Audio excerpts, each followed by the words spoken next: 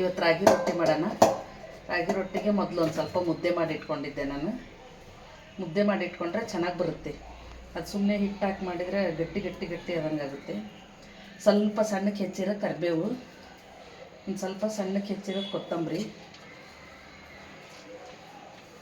ಸಣ್ಣಕ್ಕೆ ಹೆಚ್ಚಿರೋದು 4 ಈರುಳ್ಳಿ, ಜೀರಿಗೆ, ರುಚಿಗೆ ತಕ್ಕಷ್ಟು ಉಪ್ಪು. ಮುದ್ದೆಗೆ ಉಪ್ಪು ಹಾಕಿರ್ತೀವಿ, ಸ್ವಲ್ಪ ನೋಡ್ಕೊಂಡು ಇದು ಜಾಸ್ತಿ ಇದೆಯಲ್ಲ ಸ್ವಲ್ಪನೇ ಹಾಕೋಬೇಕು. ಇವಾಗ ಒಂದು ಬಟ್ಲು ರಾಗಿ ಹಿಟ್ಟು ಹಾಕೊಳ್ಳೋಣ. ಸ್ವಲ್ಪ ಒಂದು 2 ಸ್ಪೂನ್ನಷ್ಟು ಹಸಿಮೆಣಸಿಕಾಯಿಗೆ ಉಪ್ಪು ಹಾಕಿ ಪೇಸ್ಟ್ ಮಾಡಿ ಇಟ್ಕೊಂಡಿದ್ದು. ಖಾರ ನೋಡ್ಕೊಂಡು ಹಾಕ್ಕೊಳ್ಳಿ.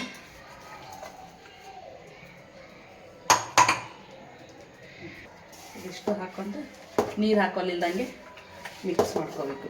ಮುದ್ದೆಲಿ ನೀರಿನ ಅಂಶ ಇರುತ್ತಲ್ಲ, ಸಾಕಾಗುತ್ತೆ. ಈರುಳ್ಳಿನೂ ನೀರು ಬಿಟ್ಕೊಳ್ಳುತ್ತೆ. ಇದಕ್ಕೆ ಬೇಕಿದ್ದರೆ ಸ್ವಲ್ಪ ಕ್ಯಾರೆಟ್ ತುರಿ, ಸಬ್ಬಕ್ಕಿ ಸೊಪ್ಪು ಎಲ್ಲ ಹಾಕೋಬೋದು.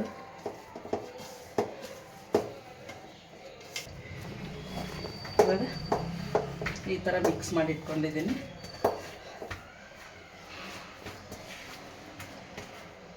ರೊಟ್ಟಿ ತಕ್ಕೊಳ್ಳಿ.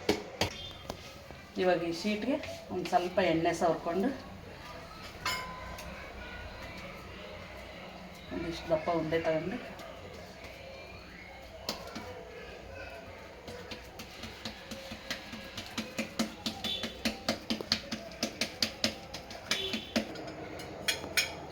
ಇವಾಗ ಇದು ಹೆಂಚ್ಕಾಗಿದೆ. ಸ್ವಲ್ಪ ಎಣ್ಣೆ ಹಾಕ್ಬಿಟ್ಟು ರೊಟ್ಟಿ ತಟ್ಟಿದಾಗ ಹಿಂಗೆ ಹಾಕಿ ಒಂದು 10 ಸೆಕೆಂಡ್ ಬಿಟ್ಟರೆ ಬಿಡುತ್ತೆ.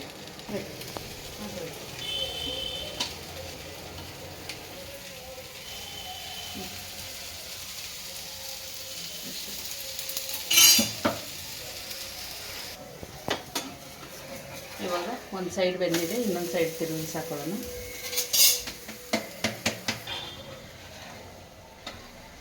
ಇವಾಗ ಆಗಿದೆ, 2 ಕಡೆ ಬೆಂದಿದೆ. ಈ ಥರ ಮುದ್ದೆ ಮಾಡ್ಕೊಂಡು ಮಾಡೋದ್ರಿಂದ ಮೆತ್ತಗೆ ಬರ್ತಾವೆ ರೊಟ್ಟಿ.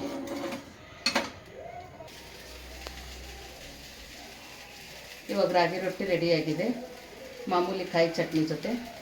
ನನ್ನ ವಿಡಿಯೋ ಇಷ್ಟ ಆಗಿದ್ದರೆ ಸಬ್ಸ್ಕ್ರೈಬ್ ಮಾಡಿ, ಲೈಕ್ ಮಾಡಿ.